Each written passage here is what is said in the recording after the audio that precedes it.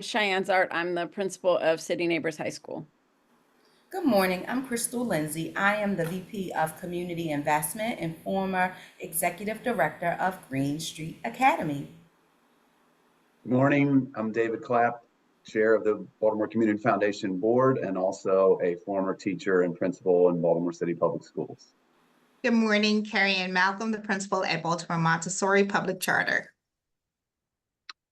Well, let me start us off this morning. Thank you very much for taking the time. You're very busy, even over the summer. Nothing really slows down for a principal in a school. Cheyanne and Kerry-Ann, thank you for taking the time to chat with BCF about school-related issues. I think people involved at the Community Foundation really want to know what's going on in the school. Often we get a narrative from the outside, and that narrative isn't always positive, but you two are doing tremendous things in your schools and want to hear a little bit about those to start off with. But before we kind of dig into that, maybe Cheyanne, you first, and then Kerry-Ann, maybe could you talk a little bit about how you got to your position and the school you're in right now? Sure. So I started at City Neighbors in 2011 as the assistant principal. The former principal, Donique Dolly, the founding principal, and I had worked together at ACE. And I was kind of ready for a change. And so I said to him, hey, do you need an AP? At that point, I had started additional administrative work at ACE, and that's how I started here. I joke that this is my baby. This is going to be my 14th year here. So I was the assistant principal for 6 years, and I am maybe 5 years. I can never remember because that's how many years it's been. But I'm going into my 9th year as principal. Okay, good morning again. This is my 4th year here as principal at Baltimore Montessori. I started out as the assistant principal. And how did I get to Montessori? I was a public school teacher for a long time, and have explored different ways of reaching students. And one of the ways that I explored was Montessori. And when the position became available for assistant principal, and I found out that there was a public Montessori school in Baltimore City that offered just such an amazing opportunity for all students, I jumped at it and interviewed, went through a rigorous process, and started as assistant principal, and then became the principal here for I'm going into my 4th year. Wonderful, wonderful. Let's get into the school itself a little bit, and the challenges that you face. Maybe Kerry-Ann, I'll start with you this time. What is the sort of most challenging thing about being at Montessori, or as being a charter school in the Baltimore City system, or just the system itself? What are you really wrestling with the most in your last several years as leading the school? So a few things. If you know anything about Montessori, Montessori is very regimented. Montessori is very structured in the sense of their pedagogy and their philosophy and their tenets.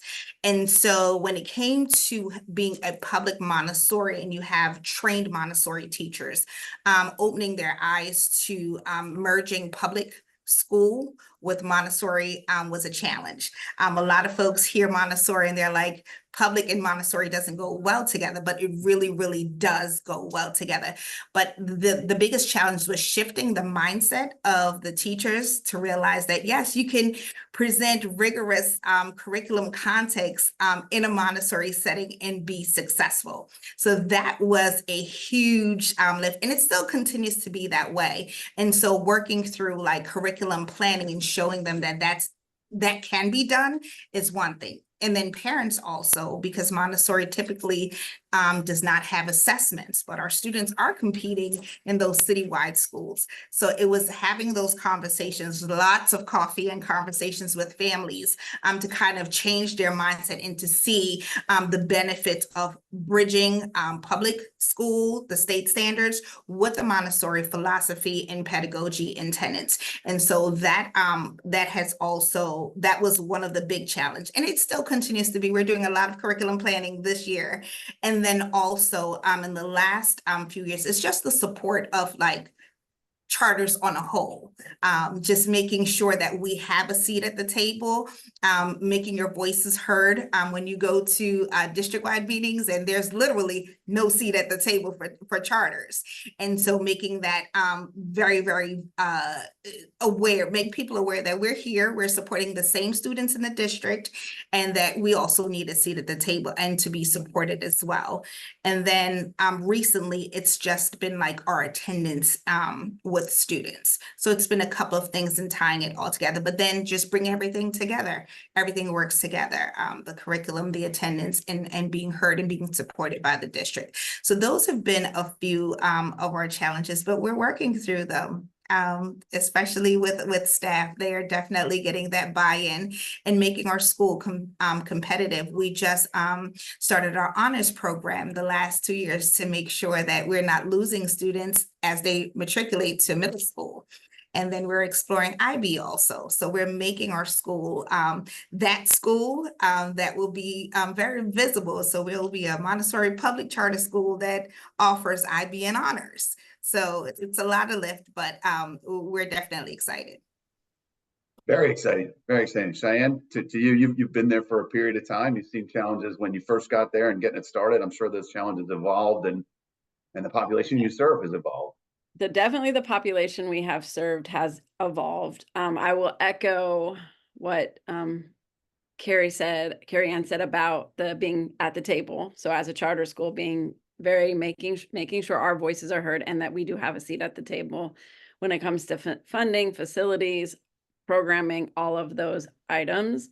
I think when I hear like things of concern, we also are doing some work around project-based learning, which is a key component to our institution, is project-based learning and arts integration. So reminding teachers that in our curriculum, what project-based learning is and how it connects and ties into that bigger picture of like our goal of making sure kids are ready for post-secondary learning or post-secondary opportunities.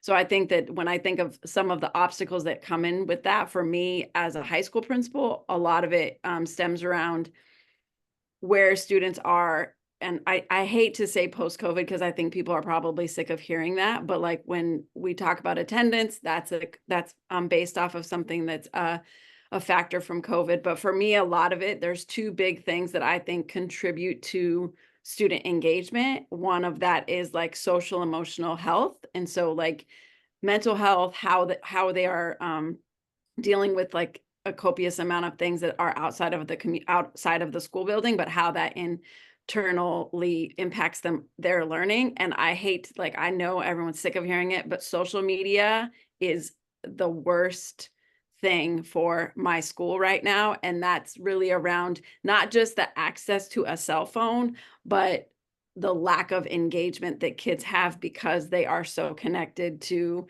instant likes, instant TikTok videos that are 90 seconds. Like, it has impacted how we teach. And so as a school, like really thinking about how we're approaching education, because our attention span of a high school kid now is maybe 5 minutes. And so if you can't get something to them in 5 minutes, you're really having to like restructure how we like approach teaching. And so those are the mental health component, the social media, access to technology. So that's one thing. And then I'll say, I don't know how this impacts at the middle school at Montessori level, but our kids do travel. And I think that transportation and the safety of children in transportation is something that we are also working with, is how do we ensure safe travels to and from school for our kids. So like, those not necessarily just in the building, but those are some things that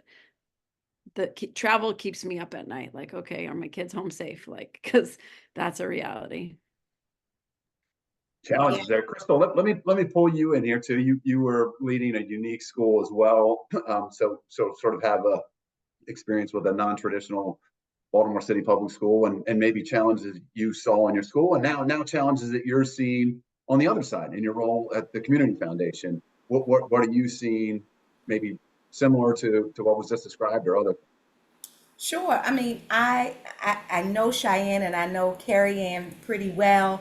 and they definitely run tight ships, and they know their students and they know the community. But talking to the executive directors connected to those schools and across our city, one thing that I saw as I transitioned from Green Street and that we continue to see is this level of engagement, community engagement that's missing post-COVID. And when I say community engagement, I am speaking about everyone you can think of. I'm talking parents, sometimes teachers, sometimes students, and this idea that we all have to be back in person every day. So this shift of mindset has happened. And so I would say that school culture and climate is something that we all continue to grapple with, because a lot of people are saying, like, we want to go back to how things were. But I think that COVID gave us an opportunity to create a new normal. Now it's more about understanding what that new normal will be given the context of your school. So Kerry-Ann, being at a Montessori school, her new normal post-COVID will look very different from a project-based learning school, which Cheyanne has. And Green Street formerly is a 612. So that will look very, very different in terms of culture and climate when we start looking at how to re-engage families and how to create ownership for students, because over that time we did lots of heavy lifting for students. And I think that was a detriment, actually. I believe that what happened is the cognitive load was given to adults, and we didn't do a good job at sharing the cognitive load with students. We didn't give them enough credit because they're really smart, they're bright, and if they are given the opportunity, which adults must create, and I think that as a nation, we kind of struggled to figure out what that looked like because we were struggling to have that balance. And so that brings me, David, to talking a little bit about a grant that we actually granted city neighbors around school culture and climate. That's new, that's coming up. It's for the upcoming year. But this idea around engagement and what that looks like for teachers is really important because they have the most touch points with students. Oftentimes, I think we forget that as adults, the teacher spends most of their time with the students, even more so than parents, unless you're talking about the weekend. And so, Cheyanne, do you see where school culture and climate continues to be something that your teachers need to work on? Because that's what our grant was about as it relates to city neighbors. Yeah. So, I mean, I think that our teachers are like, actually the end of this week, our 9th grade team is coming together to collaborate and plan around how we can begin 9th grade in a different light. And so in response to the culture and climate of 9th grade last year, those were the 6th graders during COVID. So those were the kids who had no middle school. First intro to middle school was COVID. So they came in very different than all of the kids we have had prior to that. And, we also have a huge special ed population. So the special ed team is collaborating later in the summer. But this was by listening to the teachers. So they came and they were like, we really have to structure 9th grade differently to start. So we very much used to be like, okay, come in, we do a project the first month. We're going to gear this up. We're going to do some art. We're going to do some fun interaction. And this year, the kids were like, oh, it's playtime all the time. Like, we're in class. Our attendance was pretty good. Our 9th graders this year were over 90% all year. So they were here, but they were like, we're not doing work. And not deliberately saying that, but through their actions, we're going to play. We're going to hit each other. We're going to get out of our seats. We're going to play video games. Like all of the things that I think they not were used to doing, but they're just adjusting to being back in a school where grades are required. High school is very different. You have to pass all of your classes to go to the next grade. And a lot of them really did not, even families did not understand, like, if you fail, you don't get the credit, you don't go to the next class. And so this 9th grade, I'm rambling a little bit, but the 9th grade team is coming in for 2 days to sit down, like, what are the expectations that we really want to instill? And then what does that look like, as well as how can we all be on the same page? And then what project are we going to do together or across the grade level that the kids can be engaged in? So it's like collaborative planning at the meat of like addressing school culture. So I think that they themselves are also, like last year, we introduced again restorative practices where we were looking at how do we, have conversations with students, but also how do teachers and students have conversations together? Because a lot of, I joke with my student support coordinator, who happens to be a former student of mine, that like when he was in high school at Lake Clifton in 2004, you respected adults because you respected adults. That is not the case anymore. And that's not, there's nothing wrong with that, but like that whole conversation of like, you didn't talk back because your grandmother told you not to, and that's just how it was, is not necessarily how it is now. And so really having teachers, who some of my teachers have been here a long time, understand that we have to approach how we're working with kids in a different light. And this is a place where they have a voice and we need to listen to them. And so giving them the support and the proper training in doing that is also like the direction in which we're going.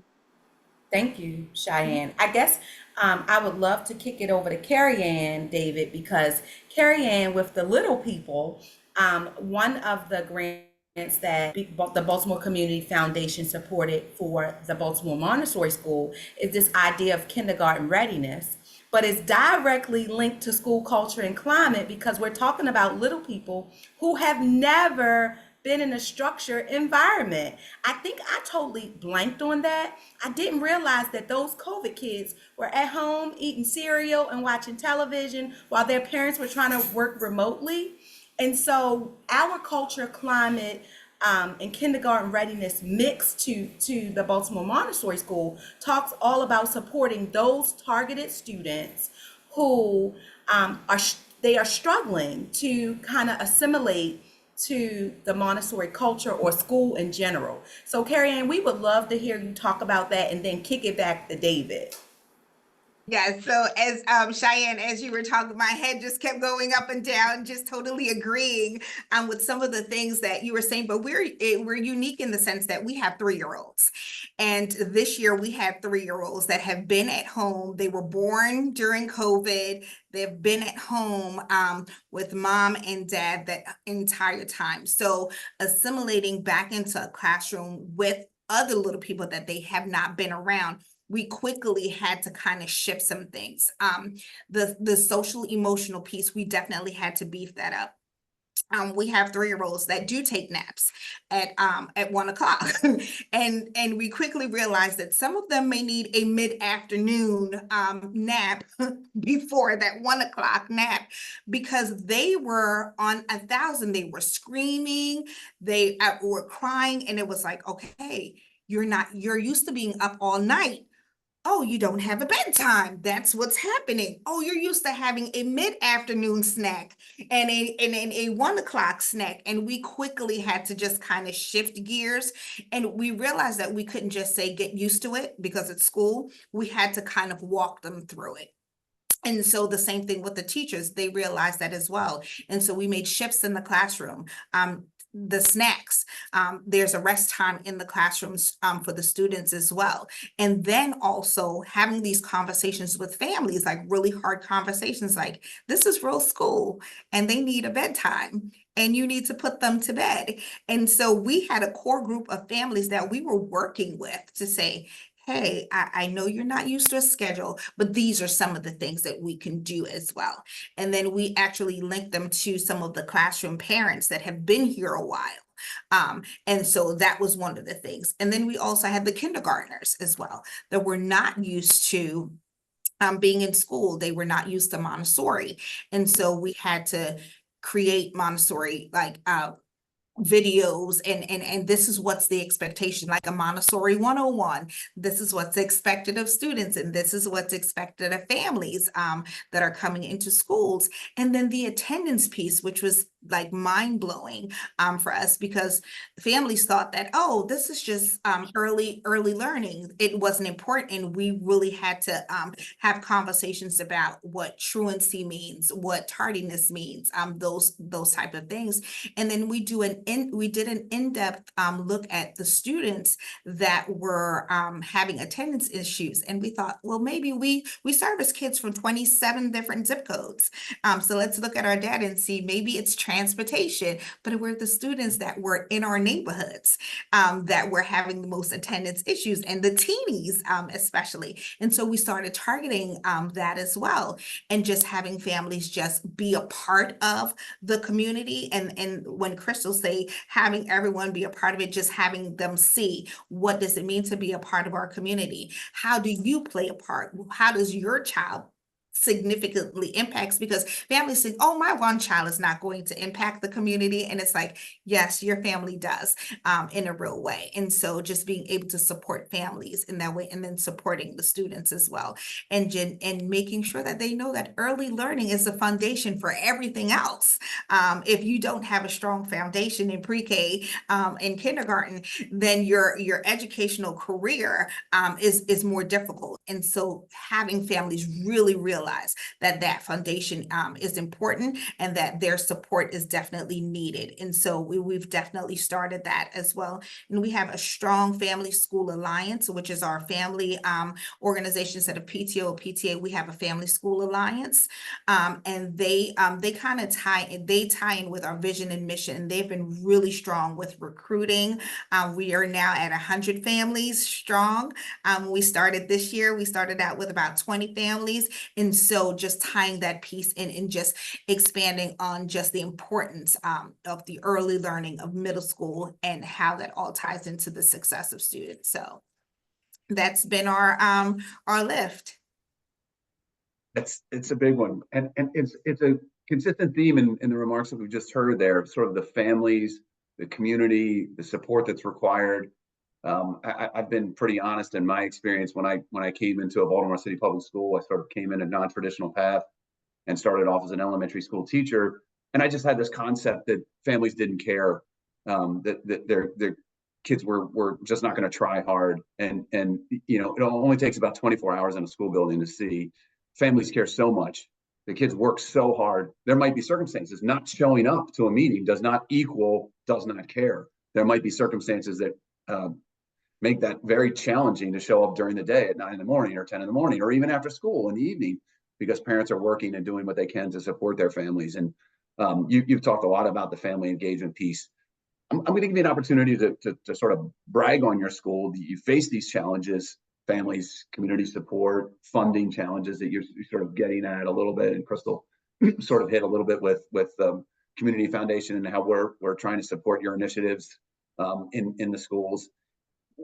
How are you getting through those challenges? What is working? What are you really proud of in your school that you've been able to accomplish? Cheyanne, let me start with you, and then I'll come to Kerry-Ann.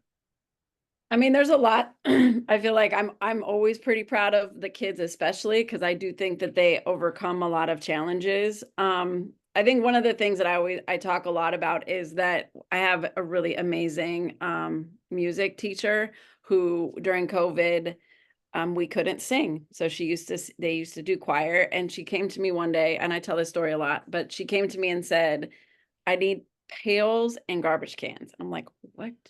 And like drumsticks. And basically that was the start of a percussion class that has now turned into a steel pan ensemble. So we have a 25 orchestra steel pan ensemble that started in COVID. The first year we were back from COVID, and has now, the kids are going to be seniors next year, and they like perform at different places, but that's something I'm proud of, not only because of the teacher creating it, but now the students lead the program. Like they come in, I covered her class one day, and she's like, they know what to do. These ninth graders, who I earlier talked about how hard they were to control sometimes, were literally like telling the rest of the class what to do. They made up their own performance, and it was just watching them be invested in their learning and like teach each other was awesome. And then watching now 12th graders who were 11th graders last year literally run the program. Hey, you do this, I'm washing the shirts, I'm doing this, you load the bus. Like, it's just this really cool opportunity to see kids like join in a leadership, but because we trust them to be strong leaders. So I think that's one thing I'm very proud of. And I always have to say, like, we graduated 89 kids. I think we graduated 89 kids. And so for us, we had 96 seniors, kids started in the senior year. And so that's a feat, right? Because these kids did ninth grade during COVID. So the class of 2024 were ninth graders during COVID. And so they were overcoming a lot during their entire high school career, especially since all of ninth grade was like, when you get it done, turn it in. And you can't get it. If you don't pass, you just get no credit. You don't get a failing grade. So there's a lot of things that they were overcoming. And so to see them graduate, walk across the stage, and then everybody has a post-secondary plan, like whether it's world of work or college or military or trade school, like every kid had a plan for what their next steps were. That's something that I feel very proud of, because our team it's not me, it's like this amazing 12th grade team, teachers, special educator, guidance counselor, our advisory program, the advisors really push our kids to make that work. And so I think those are probably two things that come to light that they just happened. So next June, it'll probably be June 6th. Please come to graduation. You can see all the steel pen kids because they'll be seniors. We will all be crying. I can guarantee it. But it's a pretty cool thing to see them because they graduate with their advisory. So they stay together for 4 years and then they all graduate together. And it's like a very awesome opportunity to like close that chapter. So those are probably my two things that come to mind. Sorry, I'm rambling. Wonderful. No, great. Kerry-Ann? I think for me, a couple of things that I'm proud of also, Cheyanne, is our students, the resiliency of them, and then also our teachers. And the reason why I'll start with the teachers. Oftentimes, the buy-in, not just the buy-in, just the shift in mindset and the support of teachers impacts the students. And so one of the things that I wanted to make sure that happened this year, along with like the climate and cultures, is the teachers knowing that I saw them and that we see them, and that their voices and everything that they're feeling and saying is heard. And I started last year with a statement, leading together and leading with courage and achieving together. And part of that leading with courage is actually stepping back and saying, I see you, and admitting what your teachers need and listening as well. And then by doing so, that translates to the students as well. And when we started doing that, the teachers also started seeing the students, like when they're out and they're absent. And I was like, do not say, where have you been? Why haven't you been to school? Actually see them and say, hey, I haven't seen you in a week or so. I'm so happy to see you. Because again, by saying that to the teachers, like, I see you, I know that you're working hard and I know that you're stressed out, and that translates to the students as well. So just being able to create that positive culture and have it translate throughout. And also with the parents, I see you, mom, I know I haven't seen you. I see that you're stressed. How can I support? So being able to offer that strong support. And then our Family School Alliance, that's a strong parent group that there were things that I couldn't do, like carpool and things like that. That was like a heavy lift so that I can support the teachers in the classroom. And they kind of took that on, and just making sure that families knew that like there is a community that's there to support as well. So we're super proud of the Family School Alliance, and then tying the kids in as well. Letting them feel that ownership as well. Cheyanne, like you said, the things that they're proud of, having art on the wall, making sure that they're able to have those conferences, having office hours with them, letting them know that even though they may miss a few days, or they may be in my office for 3 days out of the week for whatever it is, that their presence and that they are seen and heard no matter what it is. And so that's been really helpful in creating that positive culture with the teachers and with the students. And do we have it right? No. we're still working on building that positive culture with the teachers, but it's a step, and just having that family school alliance and that open communication. That's been one of our strategic plan goals. I just created an operations plan per my executive director, and one of the big things is it's communication, being open and honest and flexible, and just building that resiliency and credibility with everyone, and letting them know that you're seen and you're heard. So we've been really intentional with that, and we've seen a lot of success with that, just creating that positive open communications with everyone. Crystal, it's a credit to you and your team to be involved with these two individuals, because that culture, you hear both of them not talking about their own accomplishments, talking about their students, talking about their community, talking about their teachers. It takes great leadership. The two of you are doing that on the ground. It takes great leadership to create that culture for success in your schools. Crystal, did we miss anything? Do you want to comment on anything else? Talk about BCF support and how fortunate we are to have partners like the two that are on the call right now. I'm sure. I mean, the first thing I want to say is like being in the room, and I know it's a virtual room with school leaders. It's like being in a room with superheroes. It takes a lot to do the work. It's one of the hardest jobs, I always say, next to being married for a long time, because you take it home with you. So, like, you wake up with it on your mind, you go to bed with it on your mind. And I just want to thank you guys for partnering with the Baltimore Community Foundation and being willing to have this candid conversation with us, and being willing to apply for our grants, because we know that that's a process as well. And we pride ourselves on being good partners to schools. And so we want to thank you for your time today. And we want you to know that we know how hardworking you are and how dedicated you are to your school communities. And if they have not said it, I'll say it on behalf of your school communities. Thank you, thank you, thank you. We need more leaders like you. And so from my heart to yours, thank you from the Baltimore Community Foundation, and thank you for your time today.